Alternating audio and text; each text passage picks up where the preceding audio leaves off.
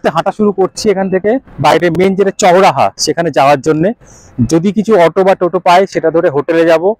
আমাদের পরে প্ল্যান হচ্ছে যে হোটেলে সমস্ত ব্যাগ ফ্যাগ রেখে সঙ্গে সঙ্গে আমরা মন্দির চত্বরে আসা এবং যেটা আজকে দেব দীপাবলি যেটা অনুষ্ঠিত হয়েছে সেটাকে কভার করা এবং তার সাথে মন্দিরের যদি কিছুটা লাইটিং বা কিছু অংশ আমরা ক্যাপচার করতে পারি আমাদের ক্যামেরায়। তাহলে আমাদের সাথে থাকুন, আমরা এগিয়ে চলেছি এখন মেন রাস্তার দিকে। দেখা যাক যদি আমরা কিছু পাই, কোনো ট্রান্সপোর্টেশন পাই আমাদের হোটেলে যাওয়ার জন্যে।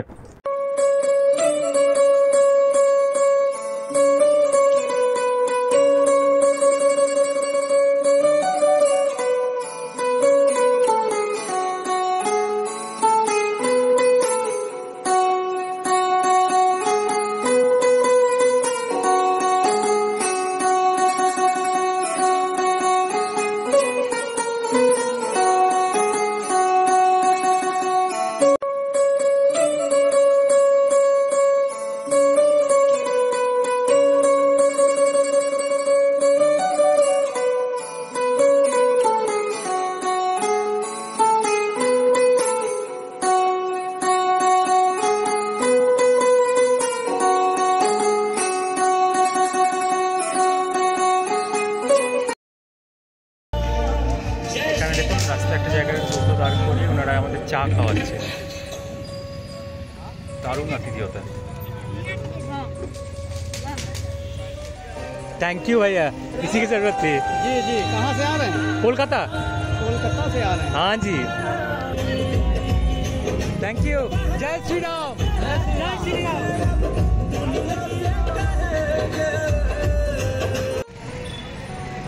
টোটো করে আমরা এসে পৌঁছালাম এই এরিয়াটা, এটার নাম হচ্ছে সাকেত। এখানে দেখুন কত পুলিশের বন্দোবস্ত করা আছে আজকে 22শে জানুয়ারির জন্য। আর এখানে একটা গেট আছে, অযোধ্যা গেট।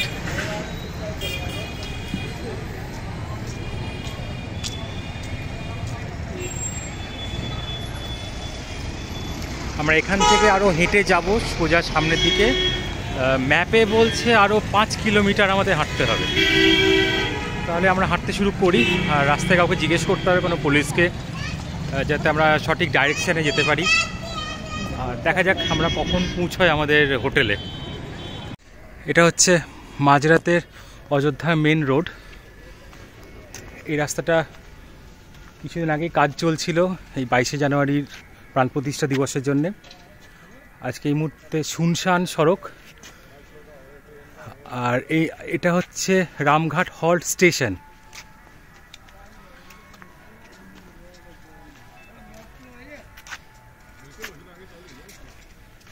আমরা এগিয়ে যাব সোজা আমাদের হোটেলের উদ্দেশ্যে।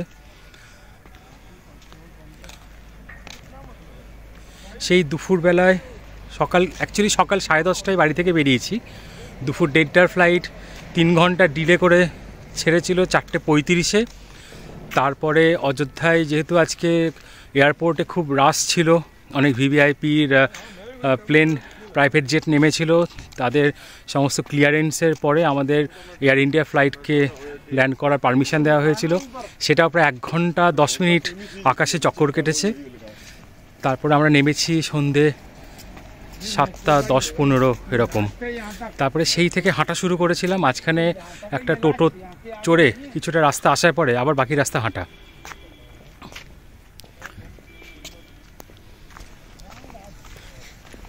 তবে ক্লান্তি এখনও সেরকম কিছু আসেনি। আমরা এখনও হেঁটে চলেছি এই রাস্তাটা ধরে। এই রাস্তাটি সোজা চলে গেছে রাম জন্মভূমির দিকে, রাম মন্দিরের দিকে। আমাদের হোটেলটা রাম মন্দিরের কাছেই। এখনও আরও 3 কিলোমিটার হাঁটতে হবে, কারণ এই রাস্তায় কোনো টোটো বা কোনো অটো কিছু ঢোকা বারণ। শুধু প্রাইভেট কার্স সেগুলোই যাতায়াত করছে, আর 2 হুইলার্স লোকাল লোকেদের। আমরা এখন হাঁটছি।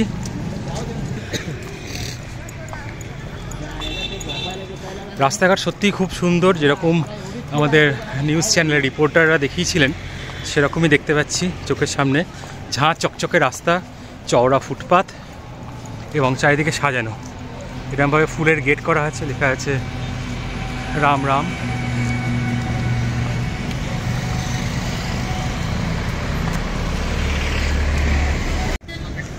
এই মুহূর্তে আমি দাঁড়িয়ে আছি অযোধ্যার একটা হসপিটালের সামনে।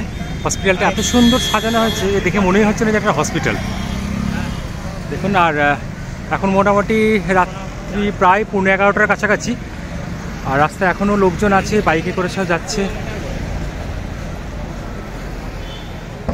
হাঁটতে কিন্তু খারাপ লাগছে না, বেশ ভালোই লাগছে। এটা একটা নতুন রকমের অভিজ্ঞতা। তবে একটাই দুঃখ থেকে গেল, এত রাতে হয়তো আর মন্দিরের কাছে যেতে পারবো না। তবে আগামীকাল সকালে সর্বসাধারণের জন্য মন্দিরের দরজা খুলে দেওয়া হবে, এবং তখন আমি চেষ্টা করব যাতে মন্দিরে ভেতরে ঢুকতে পারি, এবং আরতি করারও ইচ্ছে আছে। দেখুন, ঝান্ডা নিয়ে সবাই যাচ্ছে।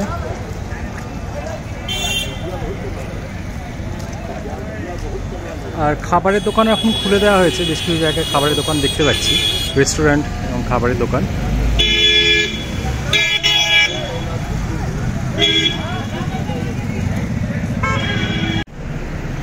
অনেকটা পথ পেরিয়ে এসেছি, এখন অনেকটা পথ পেরোনো বাকি। এই সময় এই বোর্ডটি চোখে পড়লো, লেখা আছে শ্রীরাম জন্মভূমি, গেট নম্বর 11। কারণ এই রাস্তাটা সোজা চলে গেছে রাম জন্মভূমির দিকে। এখন আমি এগিয়ে চলেছি, এখনও প্রায় 2 কিলোমিটার বাকি আছে অ্যাকর্ডিং টু গুগল ম্যাপ।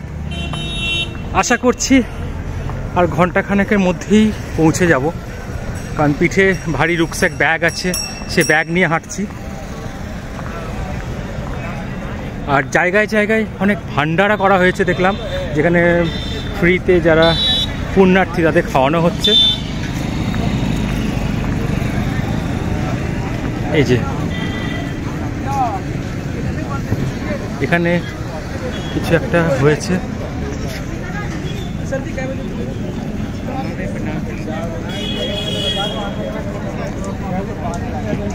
আচ্ছা, এটাই শ্রীরাম জন্মভূমি মন্দির। ও হো, হাঁটতে হাঁটতে মন্দিরের সামনে এসে দাঁড়িয়েছি। আহা, অসাধারণ অনুভূতি। আমি ভাবতে পারিনি হাঁটতে হাঁটতে শ্রীরাম জন্মভূমি মন্দিরের সামনে চলে আসবো। এটাই কি সে গেট নম্বর 11 আই থিঙ্ক।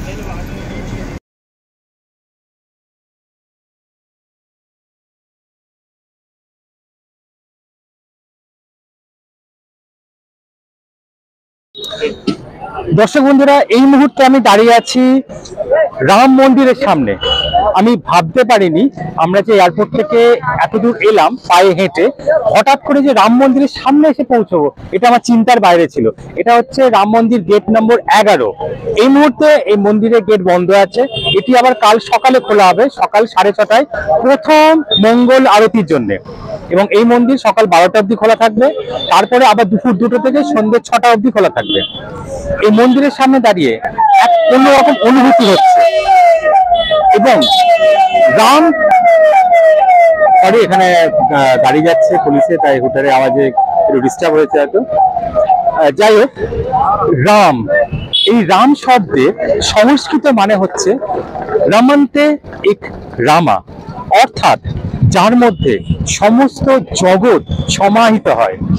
আজ এই অযোধ্যার রামের জন্মভূমি পুণ্যভূমিতে দাঁড়িয়ে মনে হচ্ছে সত্যি শুধু ভারতবর্ষ নয়, সারা পৃথিবী যেন সমাহিত হয়ে গেছে এই অযোধ্যা নগরীর মধ্যে। মর্যাদা পুরুষোত্তম শ্রী রামচন্দ্রের এই ভব্য মন্দিরের সামনে দাঁড়িয়ে এই অনুভূতিটা হয়তো আমি মুখে প্রকাশ করতে পারবো না, কারণ এটা একটা হৃদয়ের অন্তঃস্থল থেকে বেরিয়ে আসছে। এবং মনে হচ্ছে যার জন্য এত দিন ধরে সবাই অপেক্ষা করেছিল, সেই মুহূর্তটা আজকে হয়েছে। 22শে জানুয়ারি আজকে এই মন্দিরের উদ্ঘাটন হয়েছে এবং প্রাণ প্রতিষ্ঠা হয়েছে। আজকে যেন পুরো অযোধ্যা নগরী একটা নতুন প্রাণ ফিরে পেয়েছে। দেখুন, এদিকে চারিপাশে ফুল দিয়ে কি সুন্দরভাবে সাজানো আছে মন্দিরটা।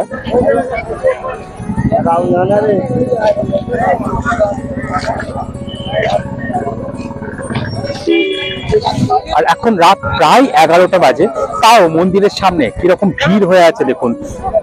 সবাই একবার শুধু চাইছে এই মন্দিরে এই পুণ্যভূমিতে দাঁড়িয়ে একটু এই অনুভবটা গ্রহণ করতে।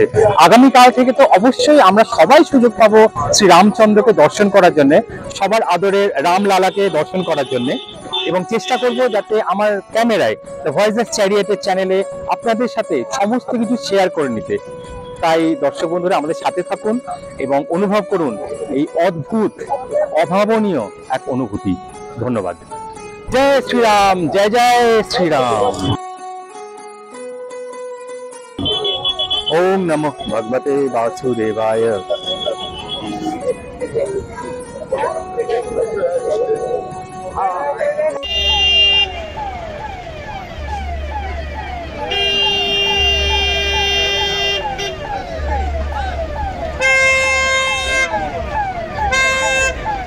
यहाँ से 100 गज जाओगे तो बाएं पूछो यही बाएं। আমরা সবে রাম জন্মভূমি মন্দিরের মেন গেটটা পেরিয়ে এলাম। এটা হচ্ছে রাম মন্দিরের রাস্তাটা। আর যেতে যেতে রাস্তার ধারে একটা হোটেল পেয়েছি যেখানে রাতের খাবার বিক্রি করছে। তো এখানে এই থালিটা নেওয়া হয়েছে। এই থালিটার মধ্যে আছে রুটি, ডাল, আচ্ছা একটা ডাল আর দু রকম সবজি, কিন্তু সবজির মধ্যে আলু, পটল বা কপি এরকম কিছু খুঁজে পাচ্ছি না। যাই হোক, এত রাতে যে খাবারটা পাওয়া গেছে এটা সবথেকে বড় ব্যাপার, কারণ এখন রাত প্রায় 12টা বাজতে 10, মানে 22 তারিখে ডেট চেঞ্জ হতে আর 10 মিনিট বাকি আছে। এখানে দিয়েছে আচার, তার সাথে কাঁচা পেঁয়াজ আর রুটিটা গরম গরম। তাহলে আমরা খেয়ে আবার এখান থেকে হাঁটতে শুরু করব। এখনও প্রায় 2 কিলোমিটার। রাস্তায় চলতে চলতে দেখলাম এই গাছের মধ্যে এরকম লাইটিংগুলো করা আছে। এটা আগেও দেখেছি বিভিন্ন আগের ভিডিওগুলোতে, যেরকম আজকে চাক্ষুষ দর্শন করছি এরকম লাইটিংয়ের। আমরা এই মুহূর্তে দাঁড়িয়ে আছি একটা গেটের সামনে। এটার নাম হচ্ছে লক্ষ্মী দ্বার। এটা অসাধারণ সুন্দর গেট, আর লাইটিংগুলো খুব সুন্দর করেছে।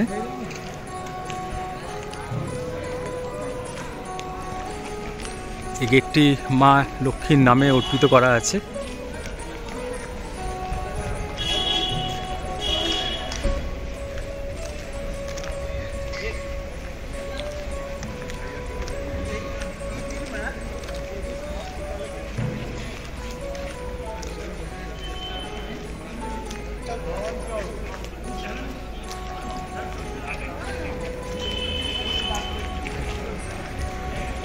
এই গেটটি হচ্ছে হনুমানগড়ি মন্দির যাওয়ার উল্টো রাস্তায়।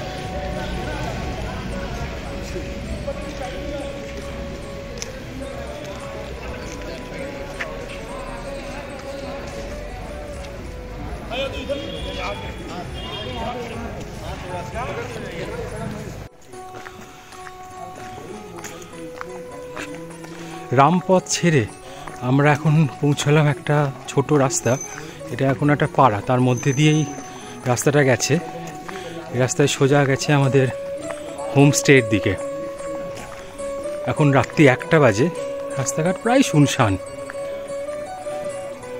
কিছু কিছু বাড়িতে এরকম লাইটিং করা আছে আজকের এই অনুষ্ঠানের জন্য।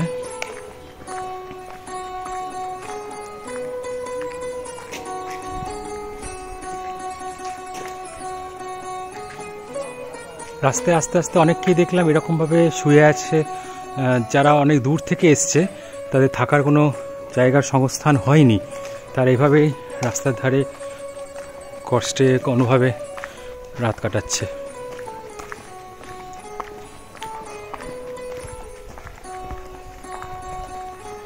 এটা হচ্ছে বড়ে হনুমানজির মন্দির।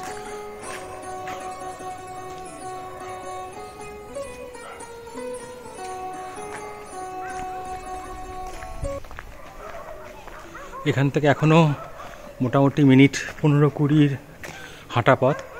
আর এইখানে বাড়ির পাশে বেশ সুন্দর রঙ্গোলি করা হয়েছে, আর তার মধ্যে প্রদীপ জ্বালানো হয়েছিল। কারণ এই রিকোয়েস্টটা করা হয়েছিল অযোধ্যায় প্রত্যেকটা বাড়ির সামনে যেন আজকে সন্ধেবেলায় প্রদীপ জ্বালানো হয়। সে প্রদীপ জ্বালানো হয়েছিল। মাঝরাতে অযোধ্যার এই গলি রাস্তায় হাঁটাটাও একটা অন্যরকম অভিজ্ঞতা।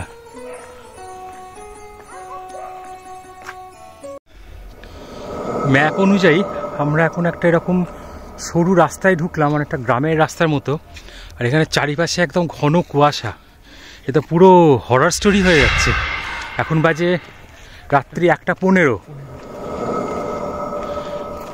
এখনও আমরা হোটেল পৌঁছোইনি, খুঁজে পাইনি, পৌঁছানো তো অ্যাকচুয়ালি খুঁজে পাইনি। খুঁজেই পাইনি। এটা পুরো রামসে ব্রাদার্সের দ্য হরর শো হয়ে গেছে, জি হরর শো। बहुत दिनों से कोई नहीं आया यहाँ पे, आप लोग ही पहली बार आए हो।